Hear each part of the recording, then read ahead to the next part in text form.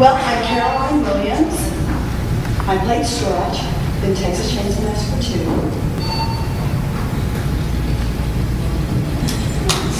Guys? Bob Elmore. I was stunt double for Bill Johnson in Texas Chainsaw 2. I'm Bill Johnson. I played the acting double for Bob Elmore.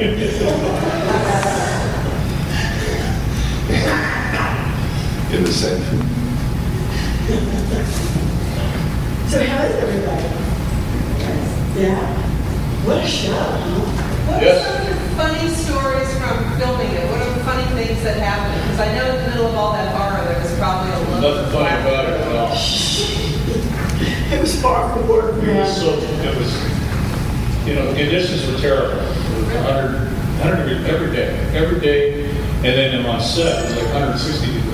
Where was it filmed? Austin, Texas, and then little places outside. We were inside what used to be the press room of the Austin American Statesman newspaper. It's a 3-story structure, mostly metal, and it's where they printed the newspaper. Well, they collapsed all the inner floors, so you had this giant 3-story shelf. And Kerry White was the production designer. And of course, he's extremely famous now. At the time, this was probably his signature art direction accomplishment because he completely turned the interior of a 3-story building, and it's massive. It covered half of the city block almost. He blew some kind of material like all over the interior, and he created the underground realm of the Sawyer family. We trucked in the city in tons of dirt. And built a giant dike that they flattened off. And that's where all the action that you saw took place. And millions of lights, little Christmas lights to huge stage lights everywhere, and that just brought the heat. And they brought in commercial air conditioners, 40-ton portable. and tried to. I mean, the opening of this air conditioner was as big that you could stand in, I could It stand was like a culvert. you know, and they would blow up. They were, it was, you know, just couldn't do it. You know, Let's and wait until he finishes. get off the phone. I love embarrassing things. Absolutely nobody was going to take it with Bob Elmore. So, you know, that, a lot of it was fun. It really was. It was a very unique experience for myself. Because I did more things on that show than you care to remember. You know?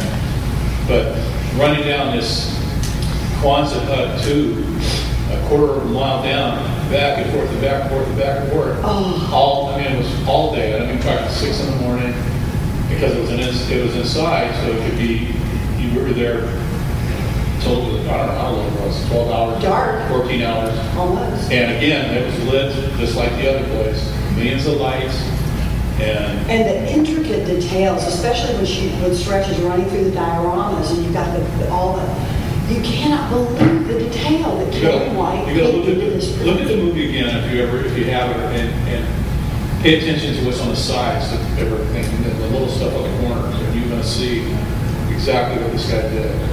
And a lot of it makes sense if you look at it. Yeah. And we shot, when you think of camera angles and setups, and not just simply reverses, when you think of camera angles and setups, there were probably 50 different locations within that structure where we shot.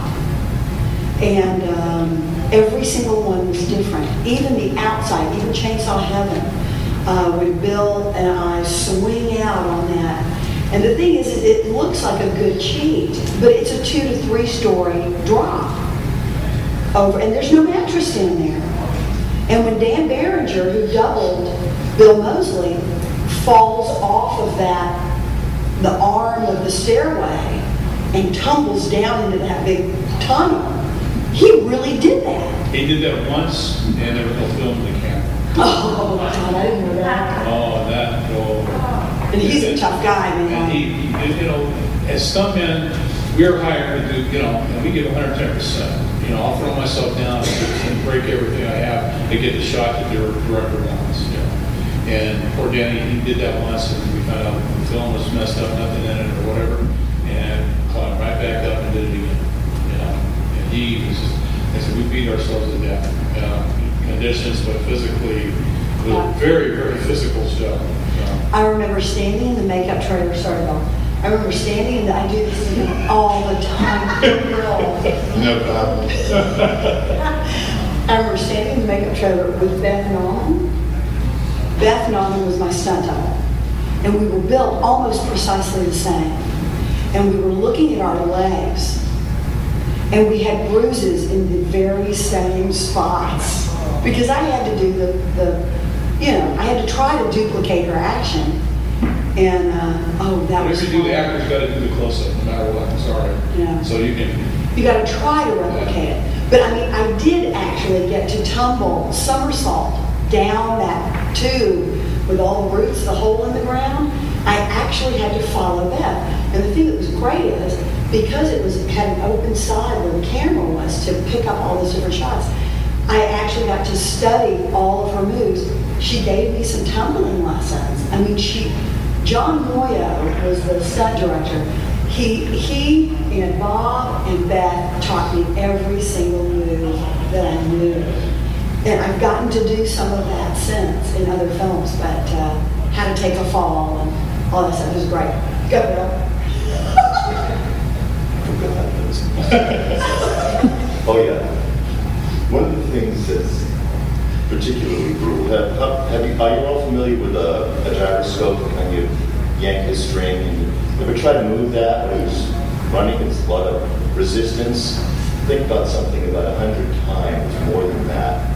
That's what Bob was working with that saw, killing his joints all day, all night. They tried from day one to day to make a saw that was light enough to go play with, so everybody could play with it. And they tried, and we just they couldn't do it. The props guy and special effects guys couldn't come up with something that would turn on a blade and be light. So it was a real deal throughout the whole movie, and it was quite a hard deal. Yeah, it was about between 70 75 pounds. It was a big, at that time, That's not the one I was using. It was the biggest slump made in America at that time. I think a 46-inch blade or 48, something like that, and the body, the housing was big. The blade, and then they wanted us to do things with it that it was not intended to. We did a sword fight with chainsaws. And Dennis Hopper's double was Dennis Hopper's size. And Dennis Hopper was not a tall man. But Jim Stephan, when he takes that jump from the ground onto this very high table, because that table's, it was higher than this. He jumps up from a standing position. He jumps up onto the table with 2 feet. It was unbelievable. Well, I used a chair to step up on it. I remember, because I'm going backwards, I had a chair to get up on the table. He came right up there and jumped up on it, and we did that. And he did it 50 times. They had to cover every single angle of that jump. And I never saw the guy hesitate. I mean, it was staggering. But as far as the saw goes, they gave me a much lighter saw. But we've been working, cleanly during the day. I have my nice clean costume on. My hair is nice and I look nice and I haven't gotten muddy or bloody or any of that going on yet. And then we're getting to the end of the production day. The sun's beginning to set. And Toby comes to me, the first day he comes to me, he says, we got to go pick up a shot out in the country at the Chainsaw Heaven, where you're going to do the final shot. And I thought, the final shot now? They drive my ass out there. I haven't been on the set for not even 2 weeks. They drive my ass out there. The sun is setting. We've got to get the shot. The sun is going down. You got to go up 2 flights of stairs and dance around. And, there's some boxes in there. This was 2 or 3 stories high. And they had piled some cardboard boxes. What? What the fuck? I don't know how to take a fall. And I got to do the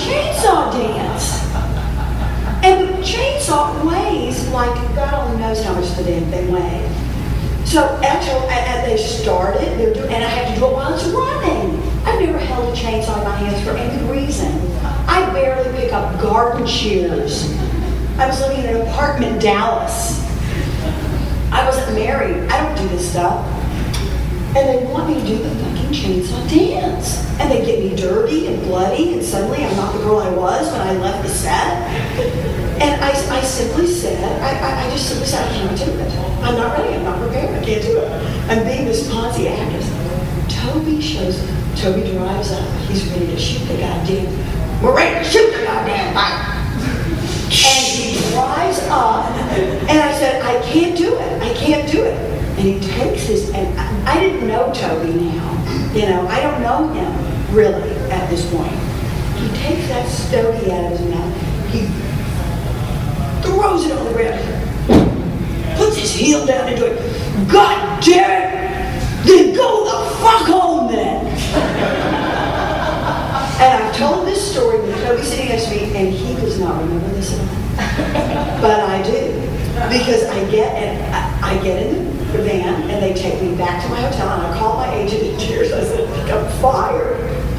I didn't shoot the final shot of the movie. Next day, back at work, everything's fine. Hi, Caroline, how you doing? Oh, last night, it was just a little temporary. Just a hiccup. Yeah. Oh, my God. Oh, my God.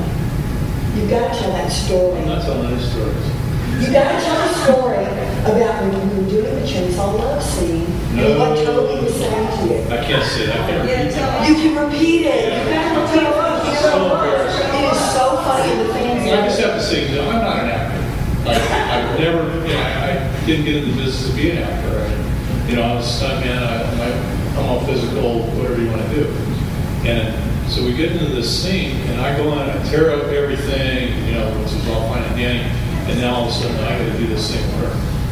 I got this, full, it's not fake now, because we didn't make a fake saw. The only thing they did is they dulled the blades. That's it. That's all. So it's still, if I revved it up and put it on something, it's going to tear it up anyway. So we go. Now, it's my close-up. So the camera's on me. Caroline's in the bucket with the ice and the Cokes and the Red River, whatever, the big reds. And Toby's behind on a scaffolding behind her. He's yelling and screaming. And he goes, okay, now here we go. I did this thing. He goes, now you got, and he's talking to me because I said, I don't know what I'm doing. Okay, now I got to touch your thigh. I got to touch your thigh. Don't get too close. Yeah, get closer. What the holy, what do you want? So he did all that. And then I'm standing there, and he goes, okay, now, go ahead. What are you talking about? And I'm like this. I have no idea. What do you want from me? And I don't want to be real vulgar. Just act like you're fucking her. Act like you're...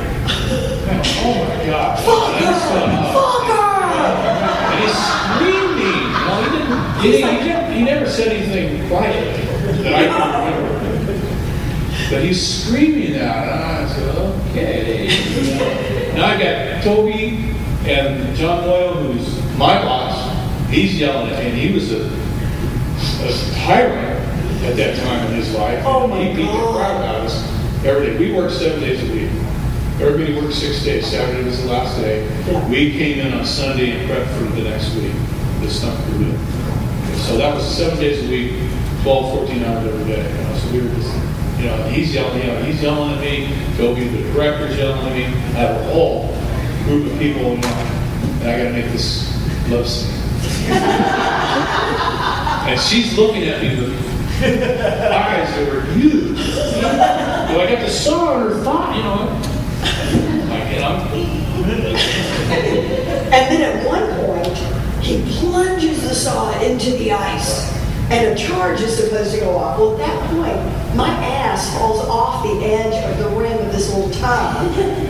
And I fall right into that charge. And it burned my ass.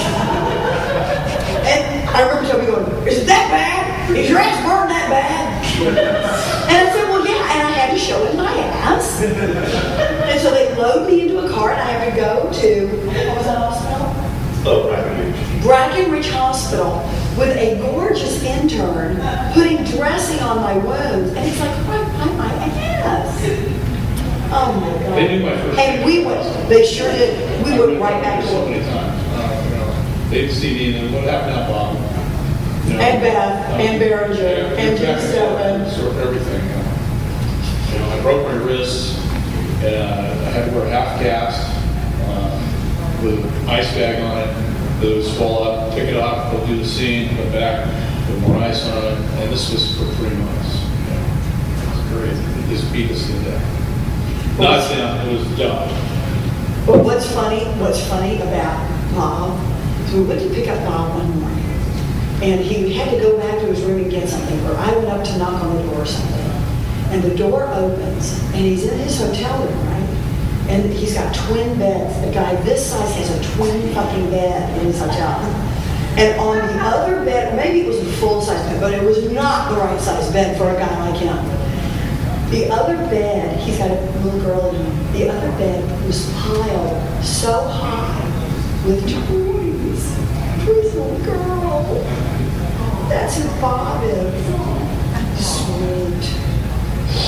And she's 31 now. That's two children. And I got 2 grandkids. I know you said blade was dull, but did anyone get hurt with the actual chainsaw or saws? Not me. There was a scene in the record vault, and I come running out with it, and I hit a Dan Berenger double shotgun, and the nice silver blade on his head. And I came out, and I didn't mean to, but I hit that plate. Well, then they changed. They liked it, so now they're going to put it in. So they put a charge on it because they wanted to see a spark. Right? This is going on as truth. And the whole plate was made out of silver. So the silver is a great conductor of heat. So now we did this on how many times? I think 5 or 6 times. And his head was shaved. They were both of them involved as so they put this plate on and then all the makeup. I mean, it's a 4 or 5 hour deal for Bill and Danny both. So I did this 4 or 5 times. Every time we come out, did the same thing, kind of nick him on the head. The charge would go off, and he does his craziness, and I run out, blah, blah, blah, back and forth. Well, at the end of the day, we're in a makeup trailer, and they take this plate off, and there's 5 50-cent size burns on his head from those charges. So, yeah, that happened. I broke my wrist. I don't know. Bruises, you can't even count bruises. You don't count. Massacre is the right time. But nobody really got, other than just exhaustion and stuff like that, nobody got really hurt really bad, other than me. Like I said, I went to the hospital. I got sick. Bill was sick. I was sick. I went and got a penicillin shot. I didn't know at the time that I was allergic to penicillin. So I got the shot, came home. The next morning, I blew up. And I called and I said, Dan, you need to come down here. I can't see. Something's wrong with me. I opened the door and I completely swelled up. So we go back to the hospital, did another shot, and back to work. Swelling down, I went down a little bit. For me? Oh yeah. You know what? I made so much money on the show. They did have a set doctor. I just made a lot. I did. I really made a lot of money. But I think I earned every penny. It was crazy. So respect and union. Sounds like you guys were. Sounds like you need one. We belong to everybody's a Screen Actors Guild. We're a member of the guild. And So did it violate any kind of guild or union rules? Working as many hours as you were? you know You what? get paid for it. You get paid for it. There's overtime, double time. I got Golden time. Golden time. There was a week where I was on an acting contract. I was acting. I was on a stunt contract because I was doubling myself. And you get drive-through money. That's for driving from your hotel to the set. You get paid for that. We've got meal penalties because you're supposed to have lunch at a certain time. And if it goes past that, that's all calculated, money. And how many hours you work, that's all calculated in there. Plus, I got a stunt adjustment, and that even goes higher.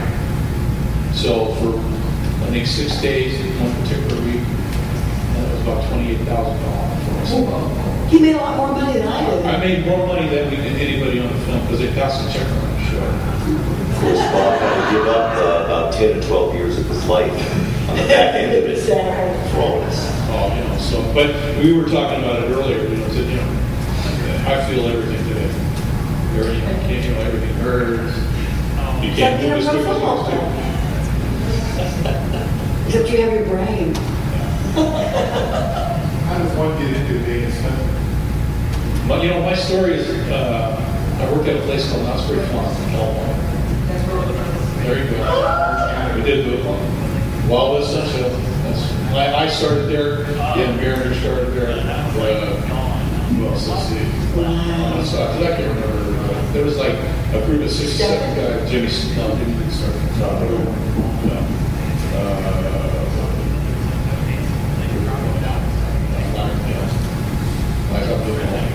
But that's just started there. Decided to try to do it for real. Got our Screen Actors Guild card for doing a commercial for Osprey Farm. And then the rest is history. But I got my card, which you have to be a member of the union or guild or whatever. It was 2.5 years before I got out. And then that 2.5 years is studying and working out and Sounds like an actor. meeting and learning how to do a fight, and learning how to fall, and learning all the skills that you need to do the job with. And my first job I got was a movie or a TV show called Remington Steel. Here's Boston. Yeah. I did more TV at the beginning of my career than motion picture. But yeah. So you go learn how to do that for those 2 years on your own? We call it hustling. You got to hustle somebody. You got to get somebody. I studied under a gentleman named Gene LaBelle, who was a famous stuntman, judo master from day one, and he taught us how to do fight. Because a movie fight's different than I'm going to get a fight with you. Movie fights are completely different, and so you have to learn how to do that, and you have to be right-handed and left-handed. It's all that where the cameras are. But you're all pumping your own money out at this point. Before you get that first Everybody's job. working a job or two jobs. Yeah. Well, I mean, you got to pay to act it. Yeah, exactly. It's not, the difference is, is slight, but these guys are brilliant. You're not. Oh, stop. No more. They bring that stuff up from inside and produce that. You can tell me to go fall down. I can fall down without thinking about it too hard. I'm going to figure out how to do it. But to tell her to do a scene where you have to come up and be somebody that she's not, that's an actor. No, either. How do you, some people can do it, some people can't. It's hard. I do have to say, that was part of what the casting process on the Leatherface character was about in Chainsaw 2. Because in the first Chainsaw, Gunner's stunt capability was a heck of a lot less comprehensive than what Bob had to do in ours. Our film was much more action-oriented than the first one. And not only that, Leatherface is a completely different character in the second one, and it required Bob's face and his eyes, because he didn't get to use any, when guys are in the mask, their whole thing is body movement, is communicating through body movement, their eyes, animating the makeup. It's a completely different set of acting challenges when it comes to something like that. When you look at Bill, you see his eyes, and that's how he portrayed this character with two eyes. But the physicality, because he goes from being this ferocious giant who's so incredibly threatening and so physically powerful, then you've got the dinner scene where Bubba's got a girlfriend, and his body English completely shrinks, and everything becomes, he's offering me the worms. I mean, it's a completely different gig. The two together made the perfect Leatherface, because it was a much more expanded character. It was an entirely different world for Leatherface to play in than in the first one. And I'm not limiting Gunner, and it's not a criticism of Gunner. It's the difference in the way the stories are told. If you watch the first Chainsaw, the camera work and the visuals are movie. You know, that close-up of Marilyn's eye.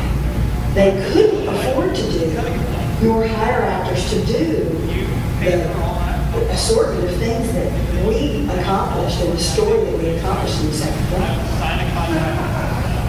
Yeah, 13 years earlier, Chainsaw 1, I think it was 50,000. And then 86 is a $5 million budget, plus all the muscle from the studios. So, But then the legs came yeah.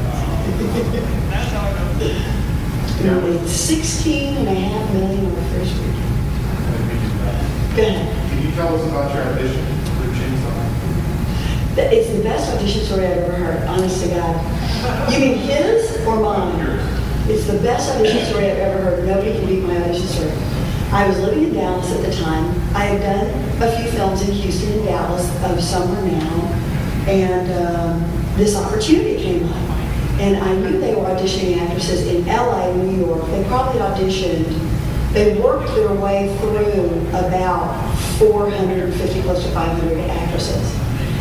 And I drove to Austin, and when I got there, we were in the sort of, I guess it was kind of a studio complex, because Tom Savini had his lab set up, the stunt guys were setting up for their stuff, they were doing makeup tests on Bill Moseley. Bill had been hired, and there was this long hallway, and there are, as there always is in casting situations usually, and the casting office was at the end of the hall, and I was wearing the costume described on the sides.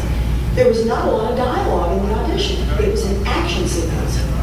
The part where Stretch runs from the station office into the ice room, and she slams the door, and she does the "they live on fear" thing. You know, that was the audition. It wasn't dialogue talking back and forth.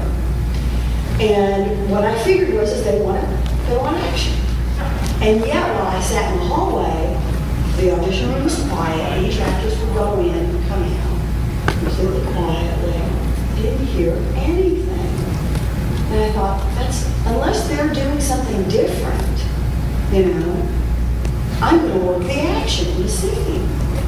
So the casting director came out to call me in. I said, I'm going to walk in, work in, just have them be ready. I said, go ahead, close the door. I'm going to come in working. And I went to the end of the hallway, and I screamed as loud as I could. And I kept screaming as I ran in my little cowboy boots and shorts. I screamed all the way down that long hallway, opened the door, ran screaming into the room. I slammed the door shut. I saw where Toby and Kit were sitting. I just put it together. They had looks on their faces like, what the fuck? I pulled their chairs out from under them, and they got what I was doing. They got out of their chairs, I took their chairs and I piled them in front of the door. And I found a corner.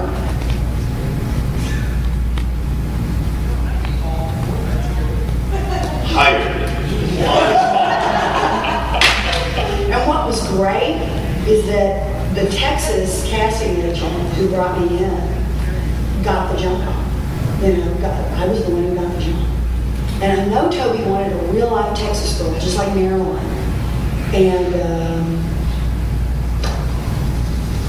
it was great. As I sat there in the corner doing They Live on Fear, They Live on Fear, Toby and Kit walked slowly towards me.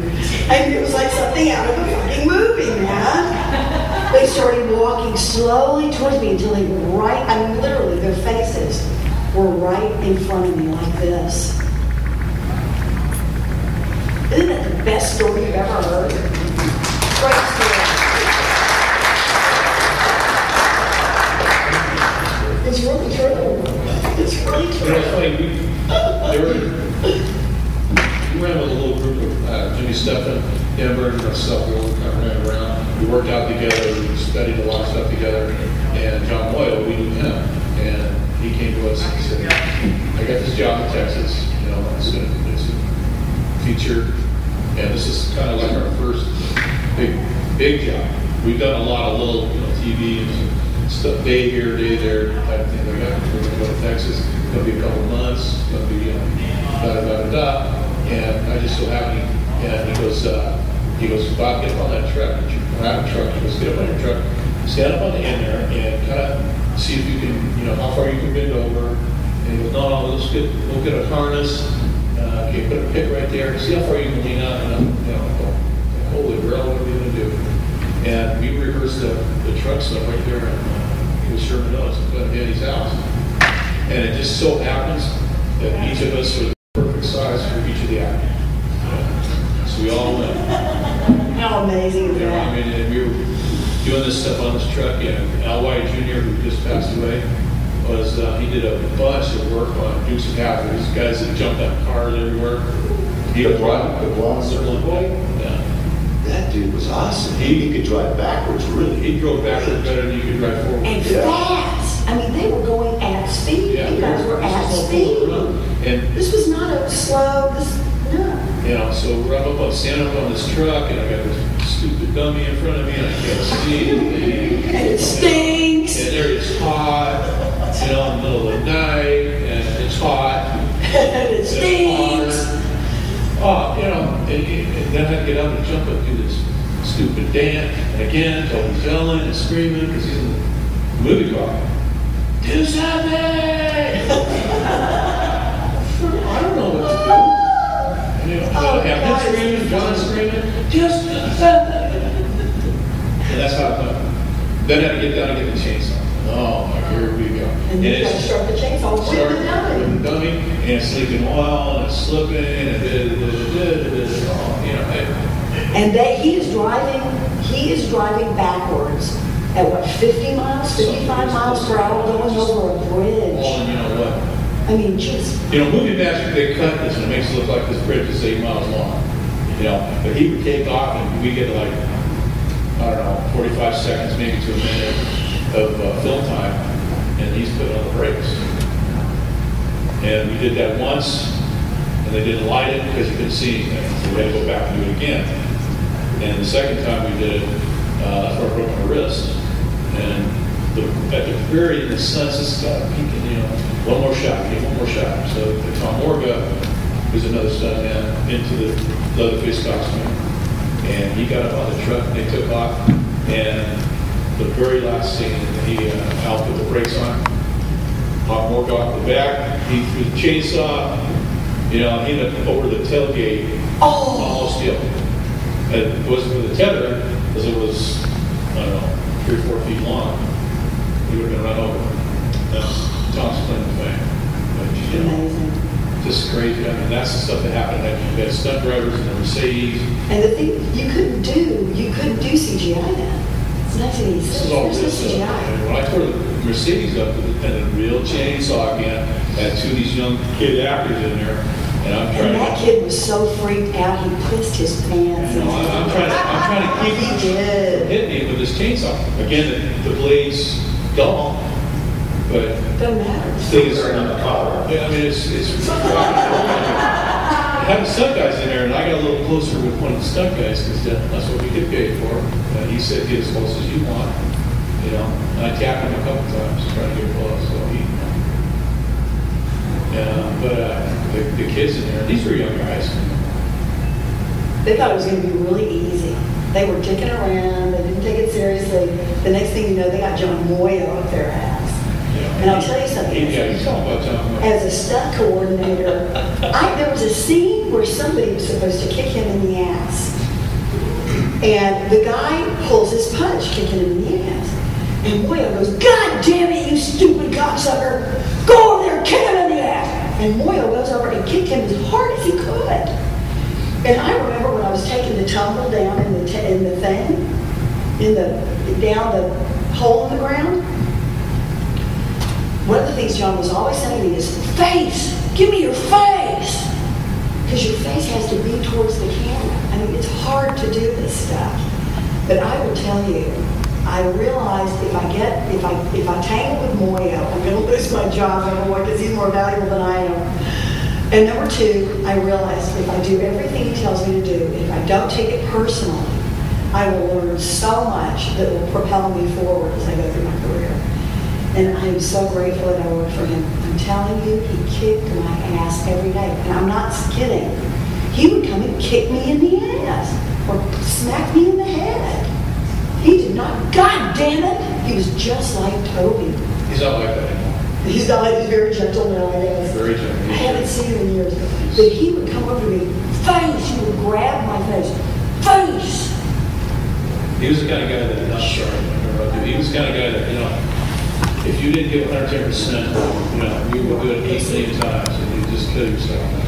So we all figured out real quick. Is to do it, balls out, get it done, and we're on the next thing. Yeah.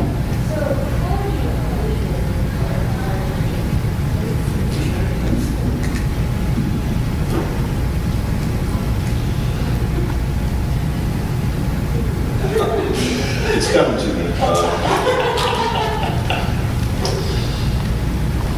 I winged it, pretty much. I mean, I had they showed me the script, there's no words, okay. See the action. The action wasn't really all that clear. I said, here's a piece of board, that's your chainsaw. Small piece of wood. And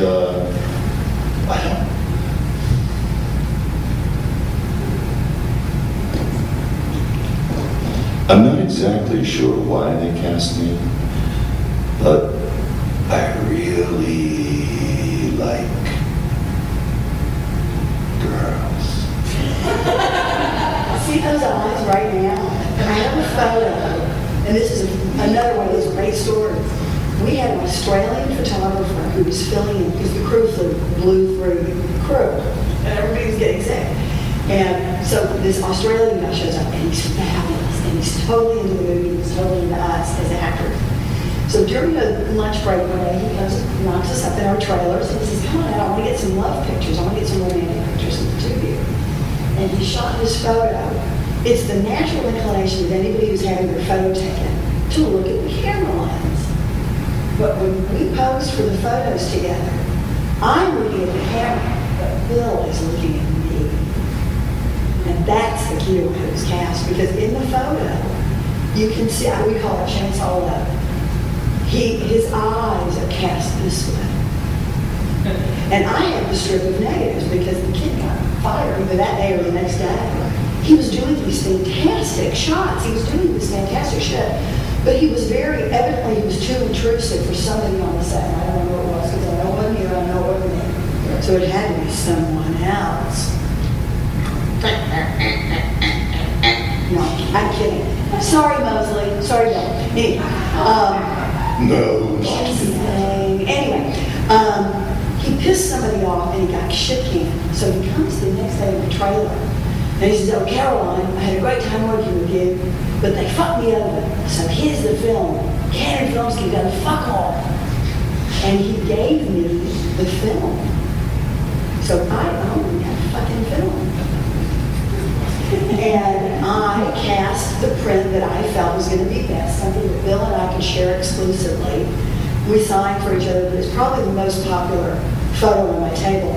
But you can, the mark of a great photographer is he does get the eyes. And even with the mask on, this photographer, you can see Bill's eyes. It's almost subliminal. It's almost subliminal, you can see it. It's a great fucking photo. And Caroline looks, I think, better than Bill. Mysteriously delectable. If I had only given in. You know, I flew in Thursday night and we were in a hotel on Warner Mountain. I see so familiar. Who is that? Oh, it's Caroline Williams. So I walked over and go, you remember me? My name is blah, blah, blah. Oh. And for 2 hours, we sat at the table, and she has not changed. In 25 years, this is exactly, I remember her working on stuff. Exactly. I mean, all this stuff. And I'm not giving you nothing, because that's exactly how I remember it. Exactly. It's every mannerism, everything. And I say, they do stuff. And everybody was a trooper. Everybody. We had a great time. This It is was a the unique time of our lives. You know, and who can say, you remember this? That's what's 6 or 7 people. That's right. Bill, how did you get your start in film, and what were the movies you did before Chainsaw? Mostly well, let me see, that's two questions, right? How did I get started in movies? Yeah. Or in the business at all? Did you start TV or was it with film? Stage. I was doing theater when I was about 16. Went to college, got a degree, Bachelor of Fine Arts at UT in Austin. I toured for a while in the Midwest doing children's theater with Van and some other actors. We did 3 shows a day, 5 days a week, usually a different show at a different time. And we were busy. We were doing a horrible adaptation of Rob Roy. We each had 4 or 5 characters, with Velcro little pieces of costume for each to know each different character. Hop behind us, and back out, and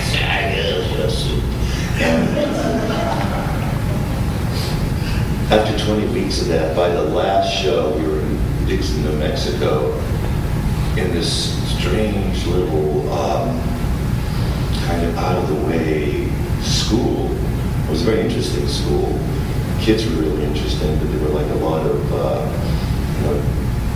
people from like rich cities who'd come to kind of grew out here in the New Mexico kind of this sober power of that flat and arid area. You can see the difference. You can see this. It's like an Oreo cookie, and I'm the cream. It's like there's one kind of guy, there's another kind of guy. Tasty metaphor. I so want Bill Johnson to do a horror film where he plays an evil college professor who goes on some kind of murder rampage or something. Wouldn't it be fabulous? And he talks to his victims. He says all kinds of seductive and intellectually wonderful Shakespearean, quatrains before he murders them. Wouldn't it be fabulous? Open your books. Books. I see crushes. Okay, even you. First up.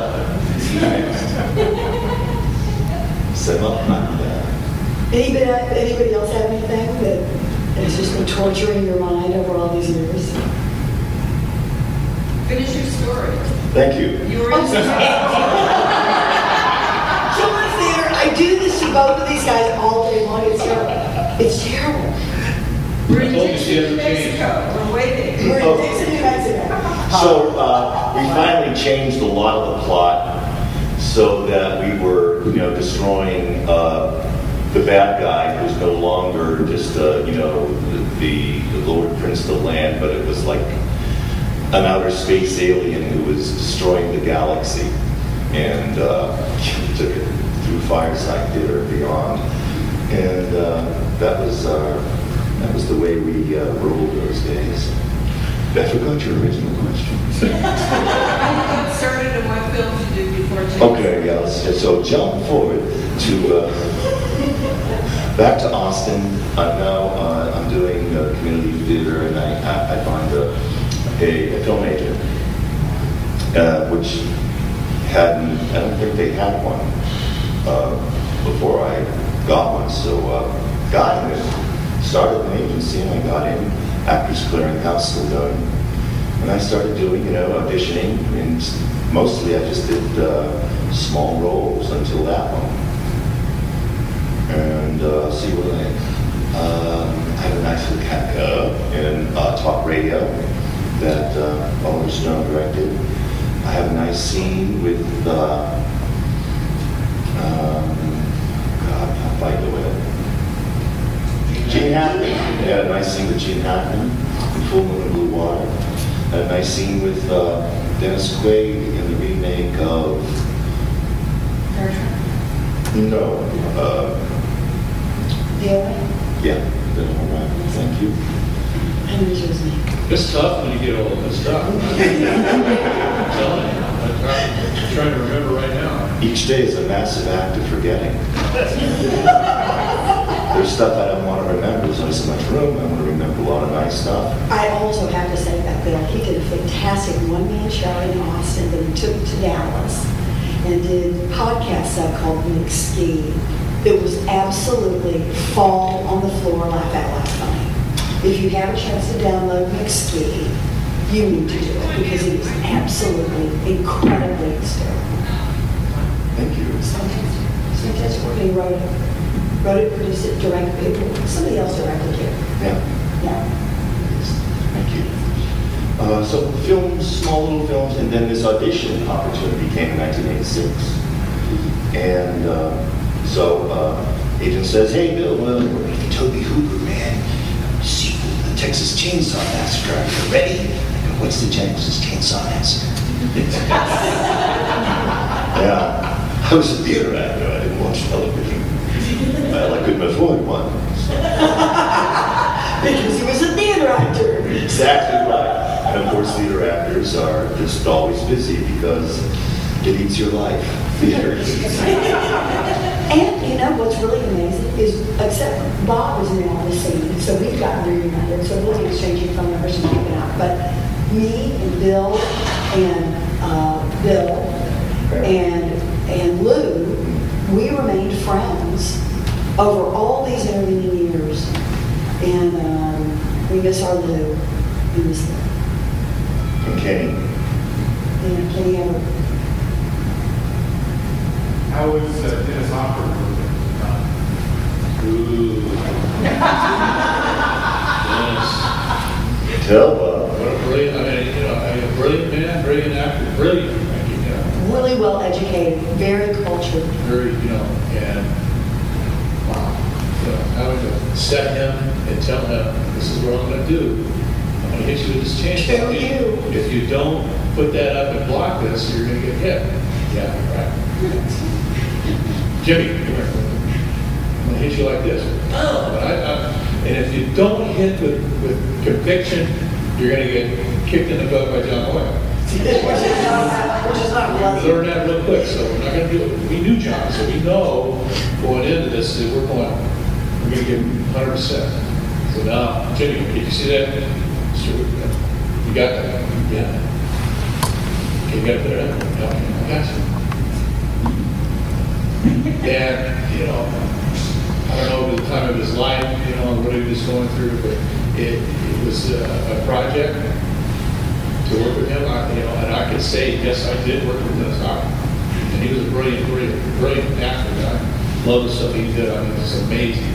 But now trying to get him to do that fight was an ordeal. We did it. We got what we got, And the stuff that he did with her, because we're back there listening, and I'm going, how did he do that? How does that come out? I don't know. And the thing is, there were some excise scenes that are now in the gruesome edition that you can see. A couple of the scenes didn't quite work out right. But the thing that was brilliant about it, Dennis was only about 18 months sober. And he had quite the ride. Okay? I didn't want to say that. And I think physically, literally physically, he was only getting himself back into shape. But I can tell you, number one, what you want from any veteran actor with his film history and his resume is to hear those magnificent stories. But he was an incredible education for me. I learned more technical stuff from him on that movie probably than any actor before or since. And I worked with some great actors. I worked with Ed Harris and Amy Madigan and Louis Long and did some great stuff. But he literally would tell me, this is the good side of your face. He literally staged the hotel room scene to my advantage so it would make me look pretty because I didn't know any better. He said, no, let's switch sides. Let me start here. So it was enormously generous on his behalf because I had no idea. And he taught me how to play drunk, and he taught me how to substituting one word for another without offending the writer. shake my hand, rub your lips together and smile. Do this. That wasn't something that came from me. He told me, your lips are very pretty. Make sure people use them. Put that to work for you, you know? I mean, they were little minor things and little minor directions, but they were technical in nature. How to feel the camera as it moves into your peripheral vision. How to know what your lens length is. An action you take with a 70 lens is different than 35, is different than 15.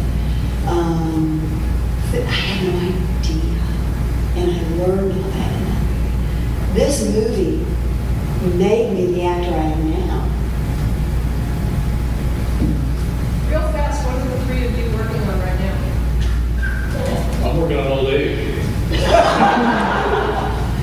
Retired? I'm kind of semi-retired. Like I said, I beat myself up for 30 years, and everything's catching up to me now. So I'm kind of semi-retired. I've got a few calls for a few jobs. If there's something I can do, I'll be more than happy to do it. I've turned down a couple more because I just don't have it anymore. And Unusual like that. I've been in a heartbeat. So that's what I'm doing. I have Hatchet 3 going into the theaters probably January. It's a fabulous role, and the thing that's cool about this is Adam Green approached me with the role, and when I read it was Stretch. And I called him on the phone and I said, WTF? And he said, well, the Chainsaw people are doing all these remakes, they never bring her back, and the fans want to see her. So yeah, you'll have a different name, but yeah, Stretch is going Hatchet. So I'm going Hatchet. I'm very excited.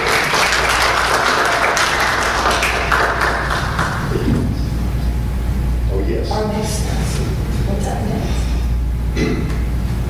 So I've been doing, I've got about 5 or 6 different roles in a bunch of independent films, some horror, some comedy. And so it'll be being released over the next couple of years. I guess these take a while. But from the writer of the Chainsaw movies, Kim Hinkle, Bone Boys was another. Oh, this is very nasty. From the mind of Kim Hinkle. Which is a compliment to her. I mean, the special restaurant where they bring in the children so you can eat them.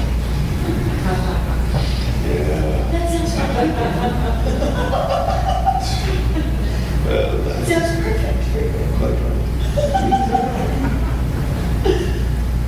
Yeah. So yeah, in a nutshell, that's I've got some stuff coming out. I'm working on a screenplay with a writing partner. Yeah. And our dad. And let's see.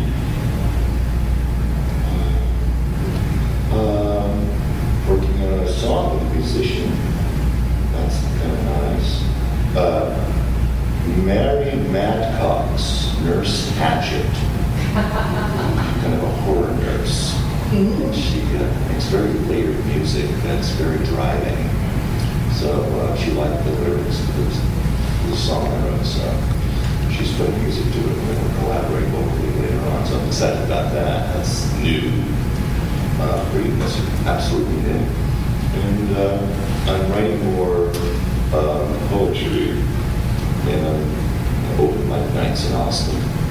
Really stuff. Been working on a haiku form to encapsulate how to get the essence of things. Haiku. Once upon a time, insert your life story here. There was a door. Maybe everybody.